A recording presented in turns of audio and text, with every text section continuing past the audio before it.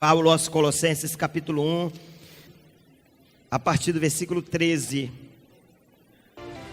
Versículo 13, pois ele nos resgatou do domínio das trevas e nos transportou para o reino do seu Filho amado, em quem temos a redenção, a saber, o perdão dos pecados. Aí Paulo vai falar agora sobre a supremacia de Cristo.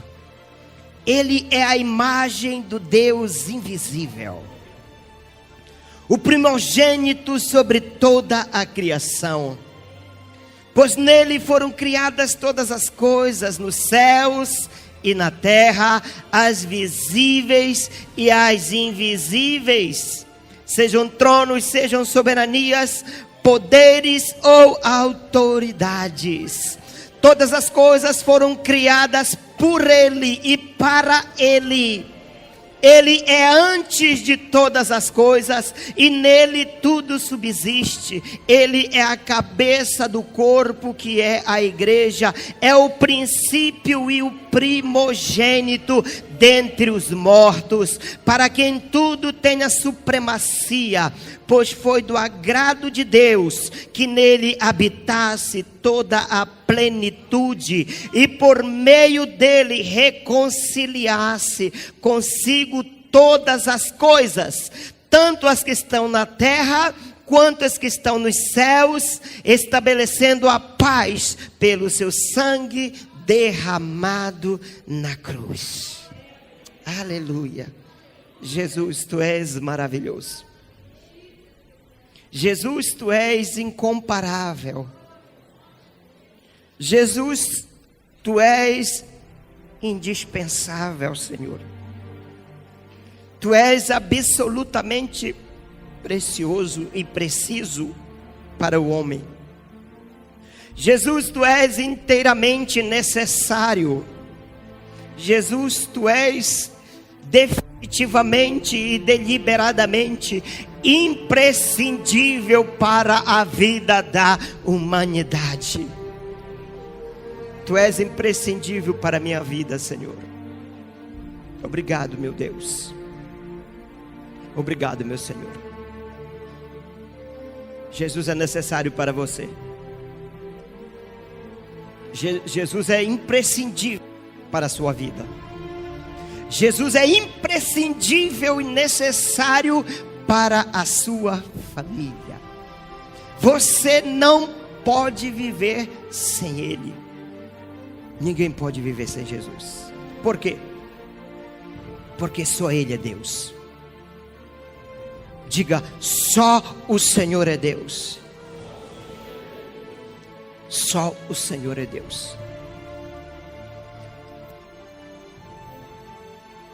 Os filósofos, os pensadores, os governantes, os teólogos, os teóricos, daqui a alguns anos, ou talvez há muitos anos para frente, no futuro, todos eles se dobrarão diante do Senhor Jesus e vão declarar que só o Senhor é Deus. No século XIX, Auguste Comte foi um filósofo francês, viveu no século XIX. Ele era ateu. Ele tinha um amigo chamado Thomas Caroline. Era um físico matemático crente. Auguste Comte disse para Caroline: eu vou criar uma nova religião e a minha religião vai ultrapassar a Jesus.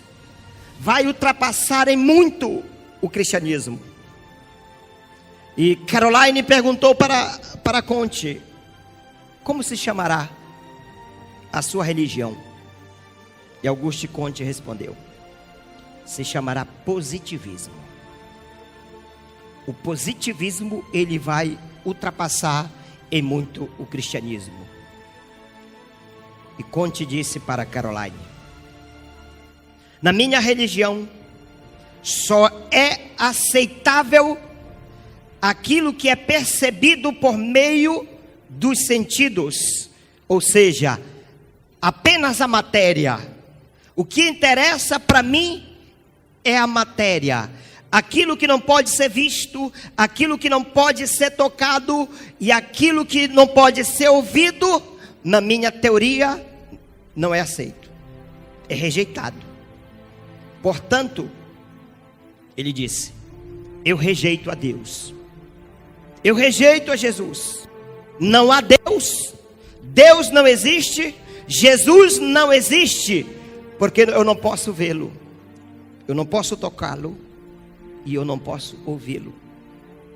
Aí Thomas Caroline, que era crente, ele disse: ok, mas para a sua religião ser maior do que Jesus, para a sua religião ultrapassarem muito a Jesus, você tem que observar alguns pequenos detalhes que eu vou lhe falar. Ele disse: pode falar. Quais são?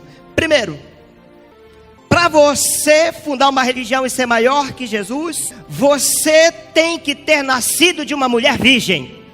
É possível? Ele disse: não. Ok. Para você fundar uma religião e ser maior que Jesus, você tem que fazer de vez em quando alguns milagres.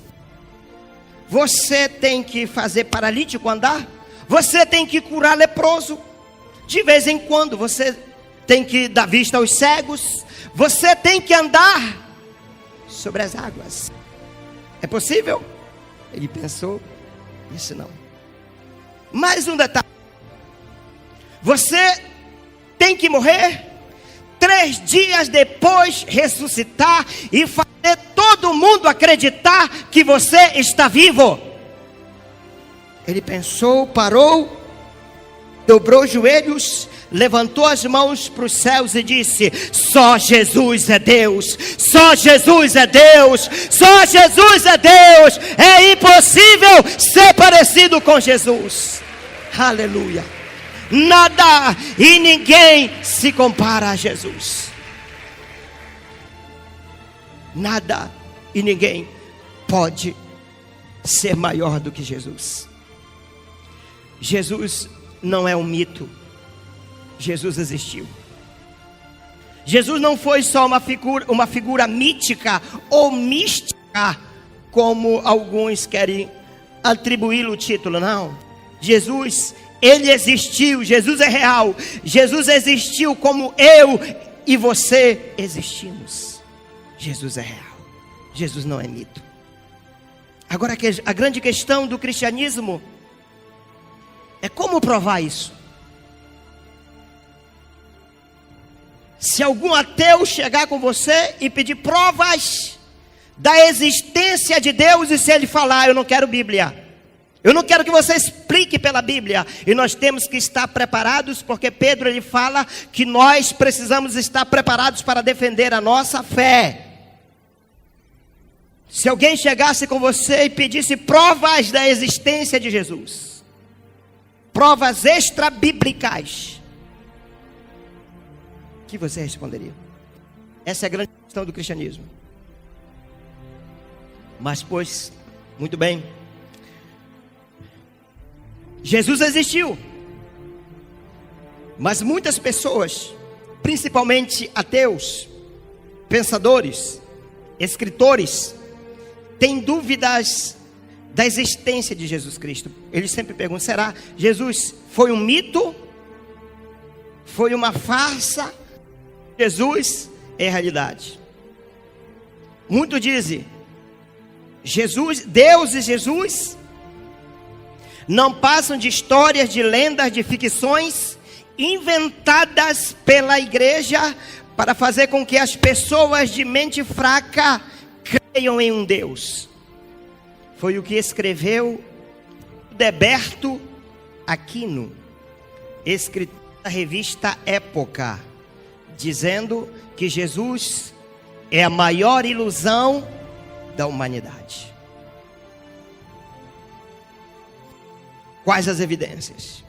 Mas eu quero apresentar para vocês, pelo menos, 6 evidências da existência de Jesus, baseado na história e na arqueologia. Mas vamos pegar a Bíblia como a primeira evidência, porque a Bíblia é a principal evidência da existência de Jesus Cristo. A Bíblia não é só um livro sagrado, mas é também um livro histórico, porque ela nos traz detalhes da história de impérios, de líderes, de governantes, de povos que fizeram história no passado, como Egito, Babilônia, Pérsia, Roma, o Império Grego. E a Bíblia relata, então, é claro, a história de Jesus. Está lá registrado nos livros históricos e sagrados. Aí a pessoa pode dizer: mas eu também não acredito na Bíblia. Eu não acredito também na Bíblia. Então para mim Jesus não existiu, ok. Você não acredita na Bíblia? Então vamos lá. Vamos para os documentos romanos. Vamos pegar a história romana. O que é que os escritores romanos, não cristãos, pagãos, o que é que eles falam a respeito de Jesus? Houve um chamado Públio Cornélio Tácito. O nome dele é mais conhecido como Tácito, conhecido como Publius Gaius. Publius Gaius. Ele era um convicto pagão romano. Ele viveu de 56 a 120 depois de Cristo. Jesus já tinha morrido. Ele foi considerado um dos maiores historiadores do mundo antigo. E ele, num dos seus livros, ele escreveu o seguinte, está lá registrado: Nero infligiu as torturas mais refinadas a esses homens que, sob o nome comum de cristãos, eram já marcados pela merecida das infâmias. O nome deles se originava de Cristo, que sob o reinado de Tibério havia sofrido a pena de morte por um decreto do procurador Pôncio Pilato. Está escrito isso nos anais da história de Roma. Então Roma comprova a existência de Cristo. Aí alguém pode dizer: mas tem que ver a veracidade desses documentos. Ok, então vamos ver a veracidade da carta de Pero Vaz de Caminha, também que é história.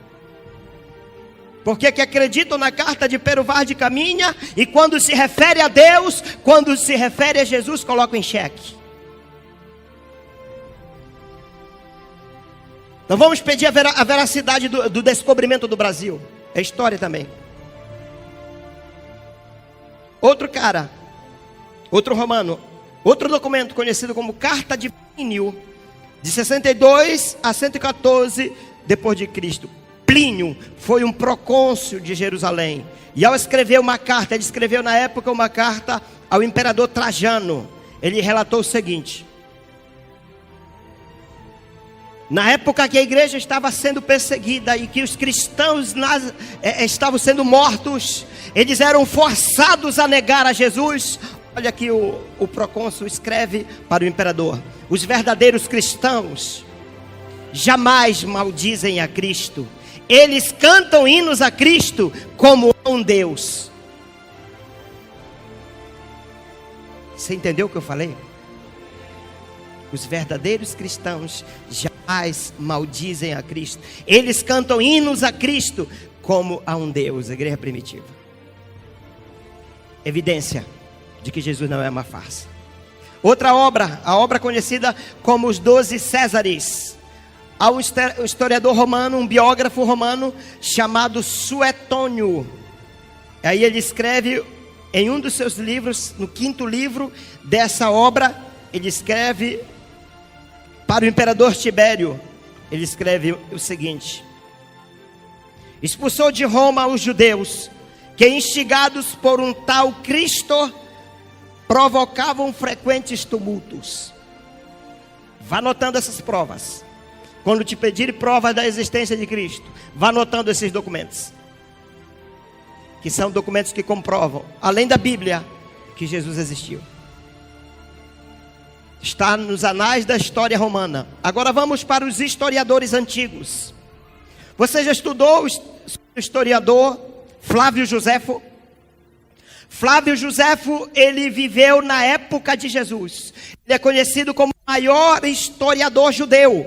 E ele deixou muitos livros escritos, chamado Antiguidades Judaicas. Quer saber a respeito da história de Jesus? Vai lá no livro de Flávio Josefo, Antiguidades Judaicas. Ele escreve o seguinte: entretanto, existia naquele tempo certo Jesus, homem sábio, era fazedor de milagres, ensinava de tal maneira que os homens o escutavam com prazer. Era o Cristo, e quando Pilatos o condenou a ser crucificado, esses que o amavam não o abandonaram, e ele lhes apareceu no terceiro dia. Registro de Flávio Josefo, comprovando a veracidade de que Jesus não é um mito. Outro, Luciano de Samosata, foi um escritor grego. No segundo século ele escreveu acerca de Jesus. Ele disse que esse Jesus era adorado pelos cristãos, pois ele teria introduzido um novo ensinamento lá nas terras de Israel, e que ele foi crucificado. Ele diz ainda que um dos principais ensinamentos de Jesus era acerca da fraternidade, e falava da importância da conversão, e que todos deveriam negar outros deuses e se converter a Deus. Ele fala também dos cristãos que acreditavam ser imortais e não temiam a morte. Está registrado. O outro escritor, chamado Marabar Serapião, foi um escritor sírio. Ele não era cristão, mas ficou conhecido por fornecer uma das maiores referências não judaica e não cristã acerca da existência de Jesus Cristo. Depois de 40 anos, depois da morte de Cristo, ele escreve, esse escritor, ele escreve uma carta para o seu filho. Ele encoraja ao seu filho a adquirir conhecimento. Nesta carta ele cita vários exemplos de filósofos como Sócrates, Platão, Pitágoras. E aí ele conclui dizendo, além desses, ele fala de um sábio que havia sido executado, crucificado pelos judeus no primeiro século. Esse sábio era Jesus. Então nós já temos a Bíblia, nós já temos a história romana, nós já temos historiadores antigos, e agora nós vamos para a arqueologia. O que é que nós podemos descobrir na arqueologia sobre a existência de Jesus? Foi achado, naqueles anos do primeiro século, foi achado uma urna, e essa urna era de Tiago. E aqui está a primeira prova arqueológica da existência de Jesus. Eles enterravam os mortos no ossuário, numa urna de calcário. E todos os registros, quando essa urna era descoberta, todos os registros históricos estavam ali. Então esta urna, ela data de 63 depois de Cristo. E nela está escrito o seguinte: Tiago, filho de José, vírgula, irmão de Jesus. Tiago, filho de José, irmão de Jesus. A ciência, a arqueologia comprova o que a Bíblia diz. Não tem para onde correr, não tem desculpas. Para os estudiosos, esse ossuário trata realmente de Tiago, que era o irmão de Jesus Cristo. Outra prova é que foi encontrado no ano de 1940, já no século passado. 1940, foi encontrado os pergaminhos do Mar Morto, lá em Jerusalém. Pergaminhos e papiros que provam a existência de Jesus Cristo. O material é encontrado, data da época em que viveu Jesus, e refere-se a vários pontos de o mestre da justiça, referindo-se a Jesus. A outra prova, agora nós vamos sair da arqueologia, nós vamos sair da história. Nós vamos para uma prova de onde ninguém espera. São os escritos gnósticos. O que era o gnosticismo? Eram movimentos religiosos que já existiam antes de Cristo. Esses movimentos eram considerados, para o povo judeu, eram considerados heréticos, místicos. Mas muitos desses escritores escreviam livros acerca de Jesus, acerca da religião que estava acontecendo lá na Palestina. Por exemplo, eles têm o evangelho chamado o Evangelho da Verdade, o Apócrifo de João, o Evangelho de Tomé, o Tratado da Ressurreição, e entre outros. E todos esses livros dos gnósticos, eles mencionam a existência de Jesus Cristo na terra. Os heréticos, eles mencionam Jesus.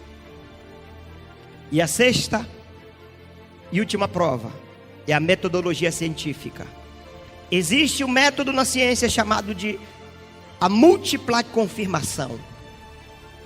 Como explicar? Autores diferentes, que viveram em épocas diferentes, que nunca se viram, nunca falaram um com o outro, nunca se leram, nunca se encontraram, e são capazes de afirmar frases, de afirmar ideologias, ideias, exatamente igual entre eles acerca de Jesus. Por exemplo, você pega o apóstolo Paulo, e Paulo é capaz de registrar palavra por palavra o que Jesus disse na última ceia. Aí você pega Marcos nunca leu Paulo, mas ele fala a mesma coisa. O que é isso? É a múltipla confirmação. Isso confirma que a Bíblia tem razão. Isso confirma que Jesus é real, que Jesus não é um mito. E ele sendo real, ele não é um mito, ele é indispensável para a vida do homem. Jesus é indispensável para a humanidade. Jesus é a chave para a compreensão da humanidade. Sem Jesus não existiria história. Jesus, ele divide a história. Aquilo antes de Jesus não tinha divisão, mas agora após o nascimento de Jesus, nós temos o tempo do anticristo e o tempo depois de Cristo. Ele dividiu a história. Se Jesus não tivesse vindo a este mundo, meus irmãos, toda a raça humana estaria destinada ao fracasso. Toda a raça humana estaria destinada ao fracasso. No século passado, um homem chamado Barão de von der Horp, ele era engenheiro e geólogo. Por que eu estou falando isso? Para provar que os estudiosos chamam os crentes de bobo, sem inteligência, sem estudo, sem conhecimento, e que na comunidade cristã só tem gente iletrada, gente inculta e gente pobre, sem conhecimento. Mas não é isso que a história fala. Houveram e ainda há muitas pessoas importantes no meio do cristianismo, doutores, pessoas com alto nível de conhecimento, igual os que estão lá fora, igual os pensadores e teóricos do mundo secular. Então esse homem chamado Barão von der Horp, engenheiro geólogo, ele resolveu estudar a vida de Jesus.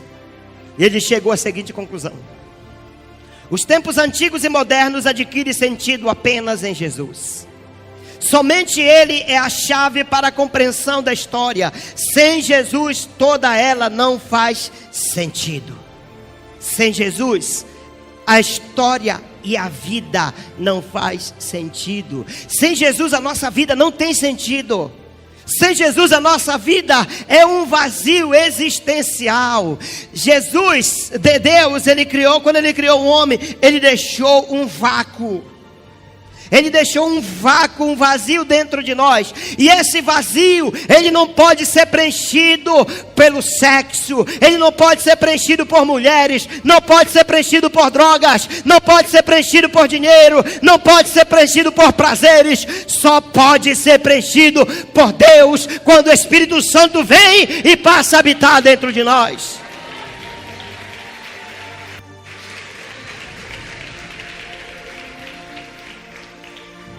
Ao longo desses 12 mil anos de história, pensadores e cientistas ignoram a Cristo, não crendo em sua existência. As universidades negam explicá-lo. Eles negam explicar a existência de Jesus. Para o judaísmo, Jesus é apenas uma invenção. Para o Islã, foi apenas um dos profetas, menor que Maomé.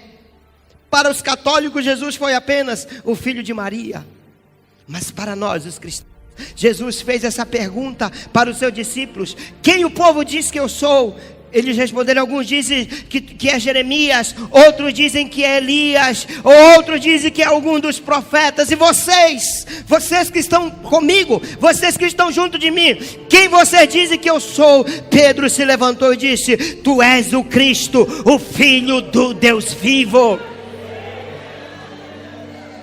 E aí Jesus responde para Pedro: bem-aventurados é tu, Simão Bajonas, porque não foi a carne que te revelou, mas foi o meu Pai que o revelou. Não é somente a história, não são somente os escritos que nos têm revelado Cristo, mas o próprio Deus tem nos revelado a existência dele. O Espírito Santo tem nos revelado a existência dele. Aleluia. Isaías profetizou ao seu respeito 700 anos antes do seu nascimento. Isaías disse que o seu nascimento seria extraordinário e que ele viria ao mundo na plenitude dos tempos, e a plenitude de todas as coisas estariam sobre a vida dele. Ele diz em Isaías 6:9: porque o menino nos nasceu, um filho se nos deu, e o principado está sobre os seus ombros, e seu nome se chamará Maravilhoso Conselheiro, Deus Forte, Pai da Eternidade, Príncipe da Paz. Atente para esta profecia de Isaías. O que é que Isaías está falando a respeito do Cristo? Isaías está falando que para ele foi dado todo o poder em seus ombros. Todo o poder, incomparável, não se compara o poder que estava sobre Moisés. Havia um grande poder de Deus sobre a vida de Moisés. Moisés, através do poder de Deus, Deus abriu as águas para Moisés. Depois Deus fez água sair da rocha para Moisés. Deus fez codornizes descer. Deus mudou a água contaminada em água potável. O poder estava sobre a vida dele. Depois sobre a vida de Josué, através do poder de Deus sobre a vida de Josué, as muralhas de Jericó ruíram. Era o poder de Deus sobre a vida daqueles homens. Mas o poder de Deus que veio sobre a vida de Jesus é incomparável.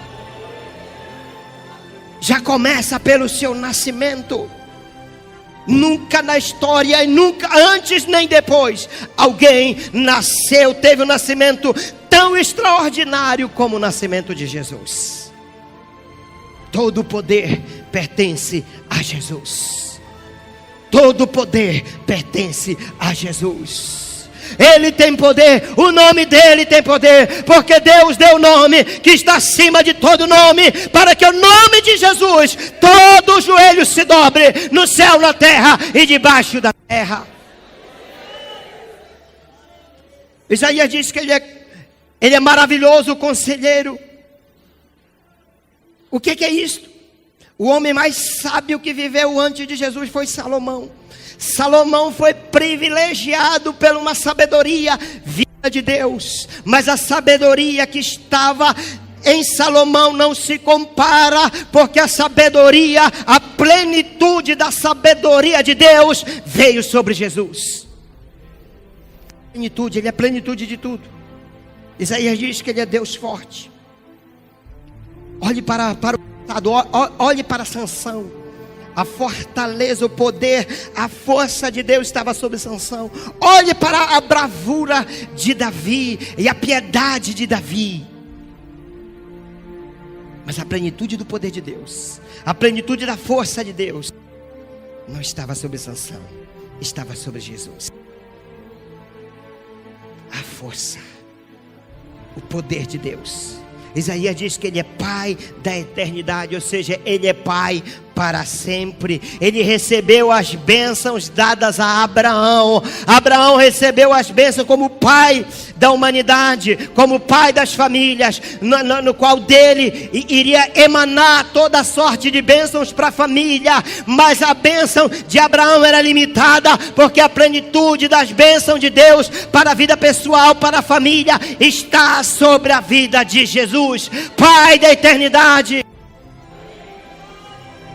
E o príncipe da paz, qual foi o reinado em Israel que experimentou paz? O reinado do homem, do rei, cujo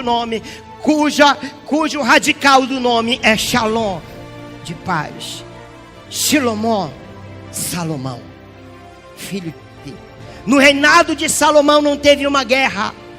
Salomão não usou espada para vencer nenhum exército, porque a paz de Deus estava reinando através da vida do reinado de Salomão. Mas em Jesus está a plenitude da paz. Ele é o príncipe da paz. Jesus, ele nunca precisou usar arma, ele nunca puxou espada, mas ele conquistou continentes. Ele continua conquistando vidas, continua conquistando o mundo para ele, sem que ele tenha puxado uma única espada. Ele é o príncipe da paz. Ele é o Emanuel, o Deus conosco. Mas não somente o Deus conosco, não somente o Deus que está conosco, mas é o Deus que está em nós, é o Deus que está dentro de nós. Você precisa dele dentro de você. Aleluia. Jesus é o centro de tudo. Ele é o centro de todas as coisas. Quando você lembrar no primeiro versículo da Torá, de Bereshit bara Elohim et Hashamai, no princípio criou Deus os céus e a terra. Bereshit.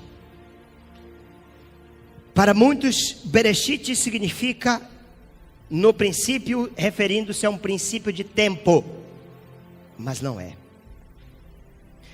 Bereshit, essa palavra, ela é dividida em duas. Esse B é uma preposição. E no hebraico é uma preposição que significa pelo, no, para e através de. Pelo, no, para e através de. E Reshit significa cabeça, significa princípio, primeiro, significa primogênito, proeminência, primazia. E aí quando nós lemos Paulo, esse texto que nós lemos, Paulo diz, fala sobre a supremacia de Cristo. Paulo diz, ele é a imagem do Deus invisível. Aí Paulo diz, ele é o primogênito, ou seja, ele é o Reshit. O Bereshit não é um tempo, mas ele refere-se a uma pessoa. E qual a pessoa? A Jesus. Porque ele é o cabeça, ele é o princípio, ele é o primogênito de toda a criação. Ele é o primogênito sobre toda a criação. Pois nele, preste atenção, eu falei que a preposição B era pelo, no, para e através dele. Pois nele, no Reshit, em Jesus, foram criadas todas as coisas no céu e na terra, as visíveis e as invisíveis, sejam tronos, sejam soberanias, poderes. Todas as coisas foram criadas por ele e para ele. Ele criou, Deus criou através dele e para ele. Então Paulo pega esse significado da preposição e ele aplica a Cristo, mostrando a soberania, a supremacia de Cristo. Jesus, ele é o Messias, o Salvador da humanidade. Paulo diz que ele nos resgatou do império das trevas. Quem era você? O que foi que ele fez com você? Onde nós estávamos? Estávamos perdidos. Aonde? Nas trevas. Havia um poder que reinava sobre nós. Havia uma força que reinava sobre nossas vidas. E essa força, esse poder era o pecado. Eram as trevas. Nós não tínhamos força de nós mesmos para nos libertar. Porque quem está preso não pode libertar-se. Precisa de um outro. Nós estávamos presos, jogados na lama do pecado. Escravos do diabo, escravos de Satanás. Olhe para o seu passado e você vai entender quem você era e o que ele fez com você. Ele nos libertou do império das trevas. As trevas é o império. As trevas têm um imperador. O imperador das trevas é o diabo. O diabo tem um poder, mas um poder limitado. O diabo é conhecido nas escrituras como valente, aquele que entra na casa e pega tudo para ele, rouba, mas vem um que é mais valente do que ele, e o prende e o amarra, e este que é o mais valente, e que é o todo-poderoso, que tem todo o poder, chama-se Jesus Cristo de Nazaré. Aleluia.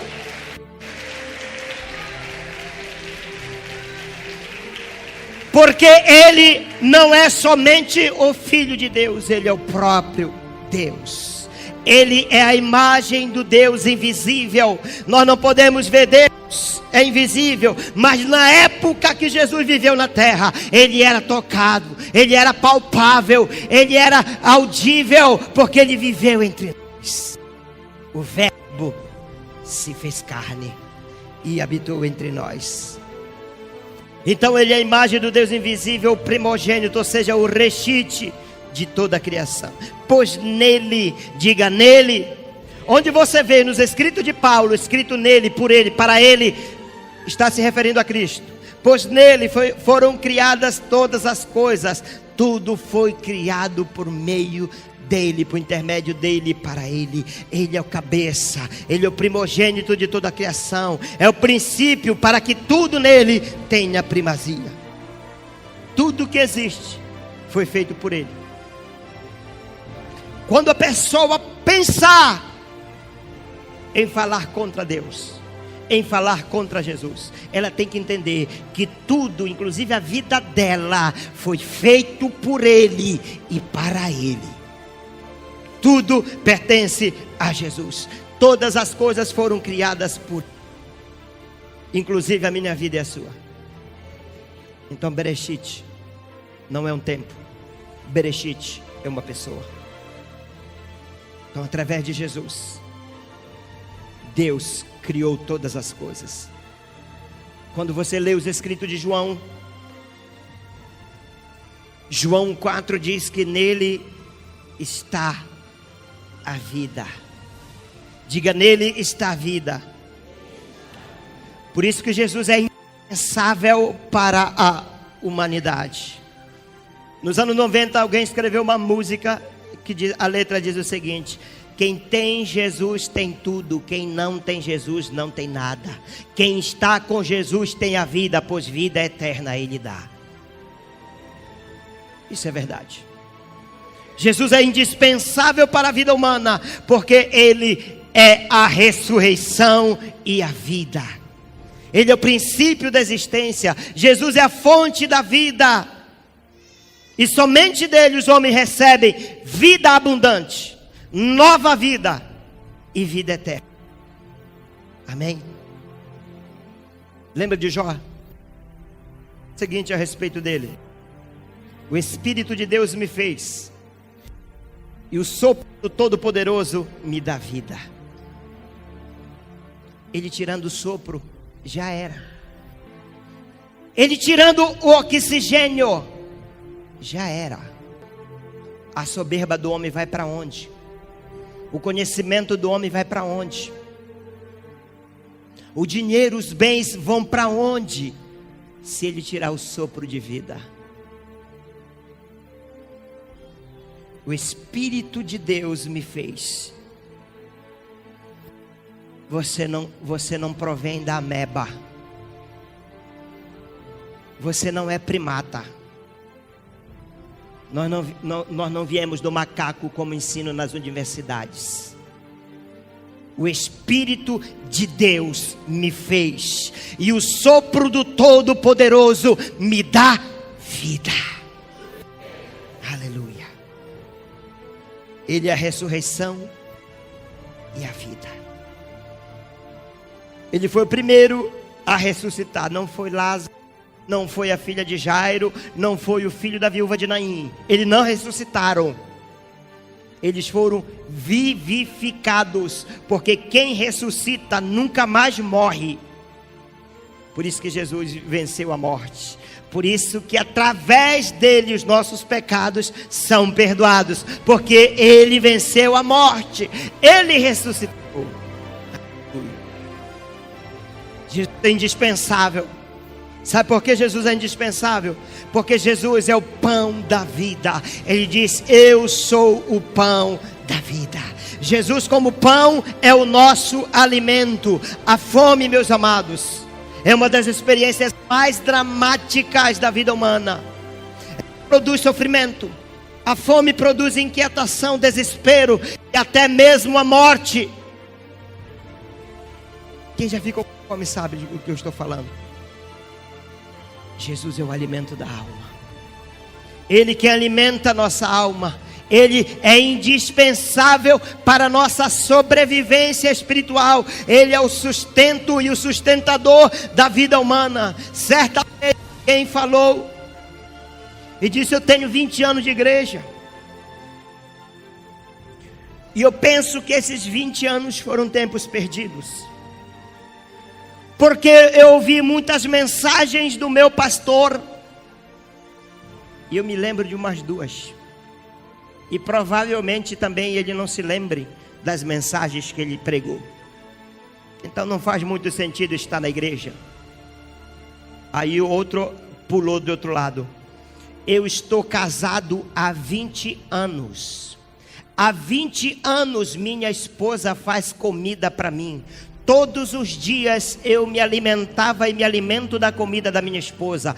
Eu também não lembro das comidas dela. Se eu lembrar é de uma ou de outras. Mas de uma coisa eu tenho certeza: que todo o alimento que eu comi durante esses 20 anos me sustentaram. E por isso hoje eu estou vivo.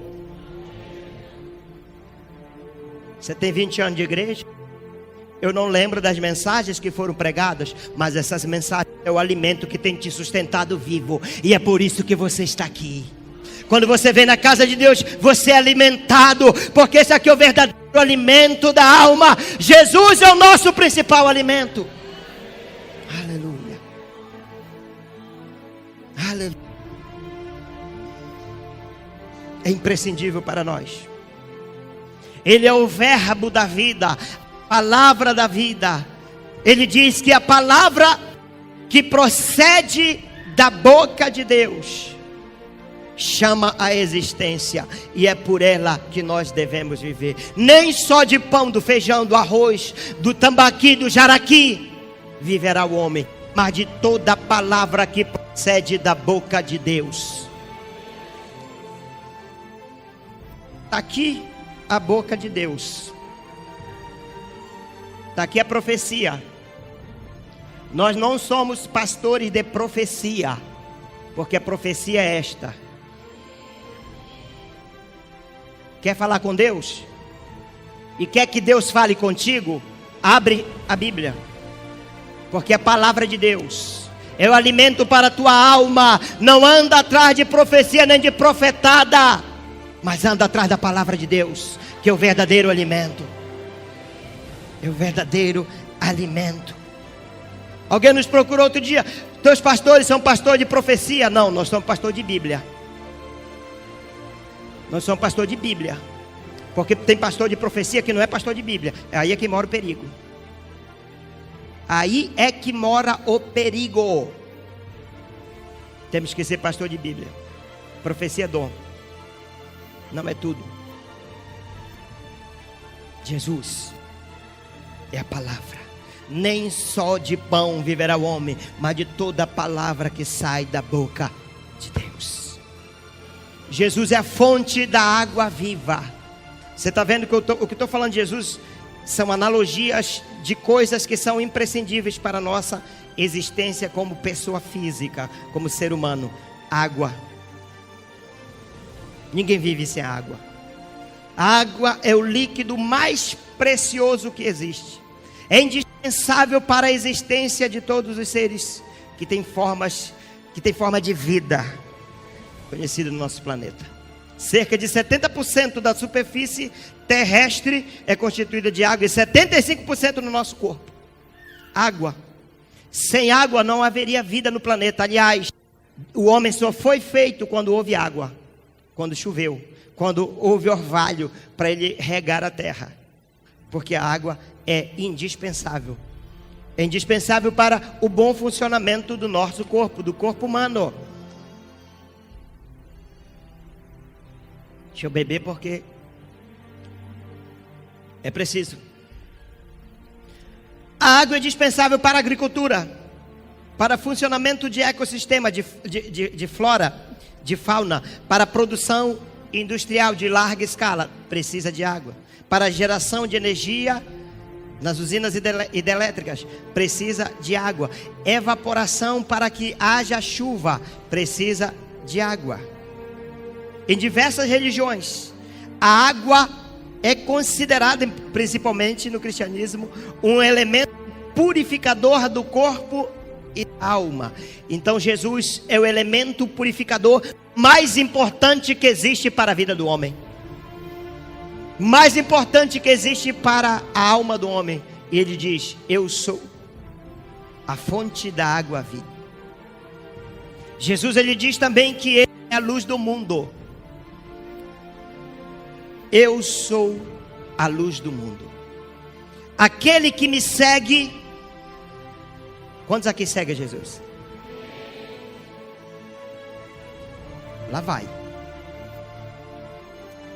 Eu sou a luz do mundo.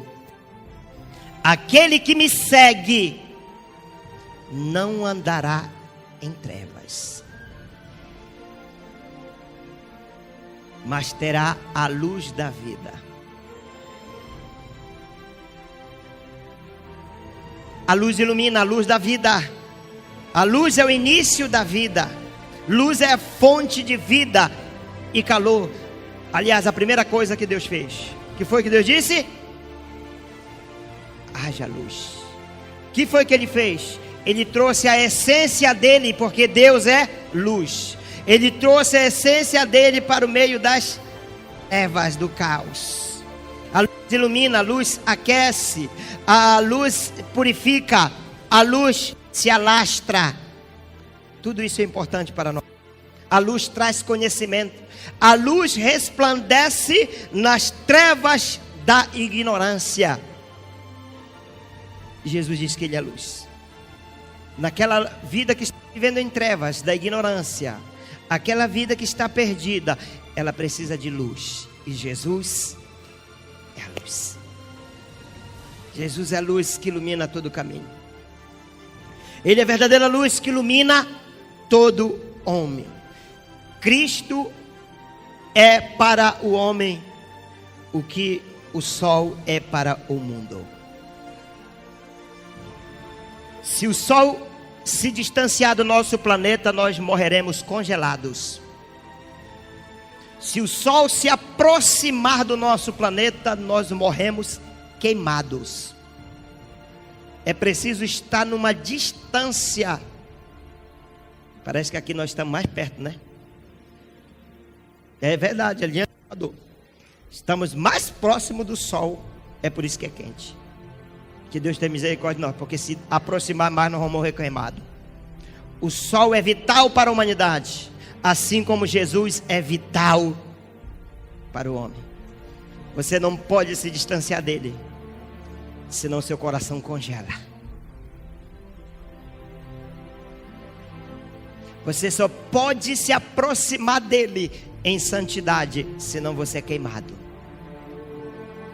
Como Uzá, que se aproximou sem santidade e foi fulminado pela glória de Deus. Ele é a luz. Ele é o Messias. Paulo disse que por meio dele, Deus reconciliou consigo todas as coisas. Ele é o Messias, o libertador, o redentor, o salvador, o sacerdote. Jesus foi o único que se entregou pela humanidade. Ele foi ferido e através das suas pisaduras, através das suas feridas, ele nos trouxe cura, levando sobre si todas as nossas enfermidades. Ele foi transpassado, ferido, para aliviar a nossa dor. Ele remove toda dor. Ele cura o coração ferido. A especialidade de Jesus é curar o coração ferido. Se você entrou aqui nessa noite com o coração ferido, você está no lugar certo, porque a especialidade dele é curar o coração ferido. Aleluia. Jesus, por causa de nós, ele foi perseguido, humilhado, ele foi preso para nos dar liberdade. Você pode ser livre em Jesus Cristo. Ele foi julgado, açoitado, crucificado e morreu na cruz no nosso lugar para nos dar vida. E nós podemos ter vida nele, nós temos vida nele. Não somente o sopro da vida, mas ele é o autor da vida e principalmente da vida eterna. A morte e a sepultura não puderam detê-lo. Ele ressuscitou no seu poder e nos deu poder. Aleluia. Ele reina sobre tudo e sobre todos e nos dá a paz. O mundo não pôde compreendê-lo, ainda assim ele ama e se entregou por todos. Nada e ninguém se compara a Jesus. Jesus é o único incomparável. Jesus é o único incomparável.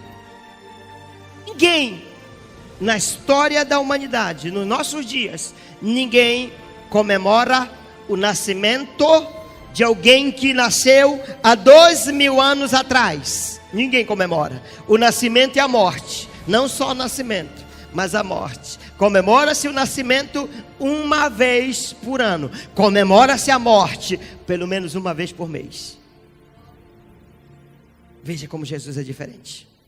Ele sempre será o mesmo.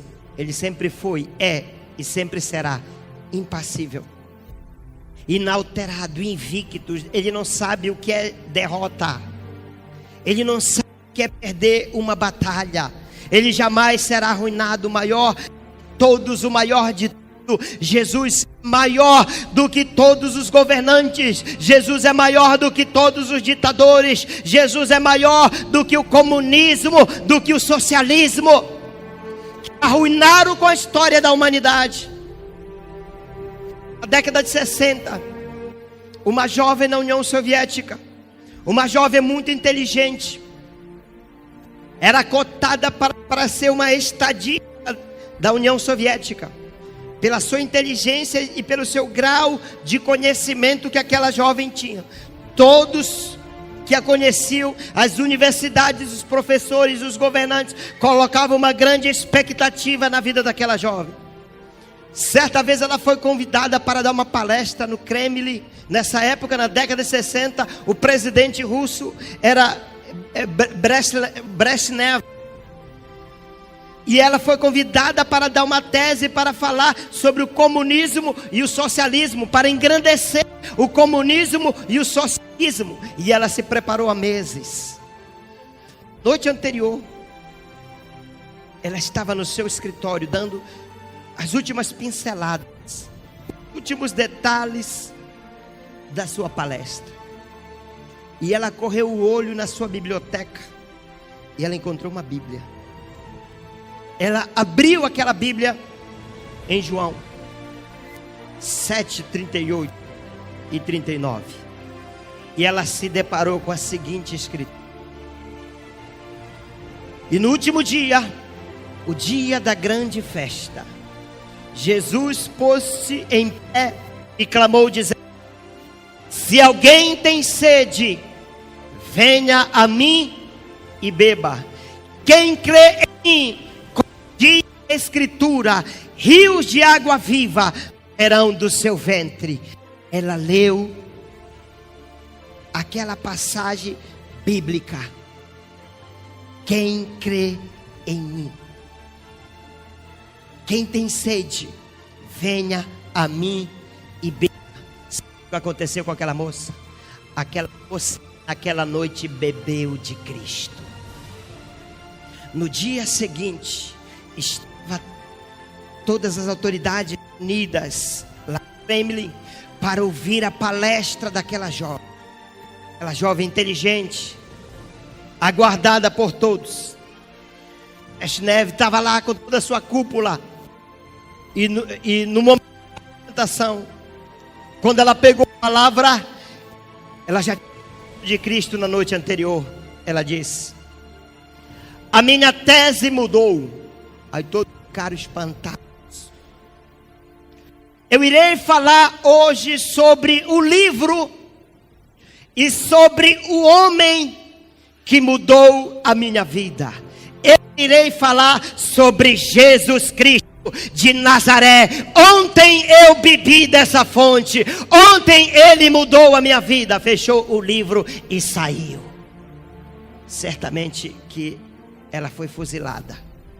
Certamente que ela morreu. Mas antes dela morrer, ela bebeu da fonte da água viva. Já bebeu dessa fonte? Jesus, ele não foi aqueles que se destacaram por um certo período de tempo, pois desapareceram na história. Não. Seu nome não é daqueles que aparecem em todos os jornais e poucos anos depois cai no esquecimento. Jesus é o primeiro. Jesus é o Criador deste mundo. Ele é o Alfa. Ele é o Ômega. Jesus é indispensável para a vida humana. Quando todos tiverem desaparecido, quando os políticos, os ídolos e os deuses, as religiões, as ideologias e os grandes pensadores e os que edificaram imponentes obras arquitetônicas, e até mesmo aqueles que edificaram sufocantes masmorras, quando todos eles tiverem sumido da sacada dos palácios, quando tiverem caído dos seus pedestais, quando tiverem perdido seus altos postos e tiverem virado pó, esquecidos, sumidos, afundados, quando este mundo sucumbir, Jesus existirá para sempre. Você não irá encontrar os deuses e os ídolos de antigamente e os de hoje, mas a Jesus você vai encontrar na eternidade. No final da história está Jesus. No final da história da minha e da sua vida está Jesus. Você não pode viver sem Ele, porque Ele é indispensável para esta vida e para a vida eterna.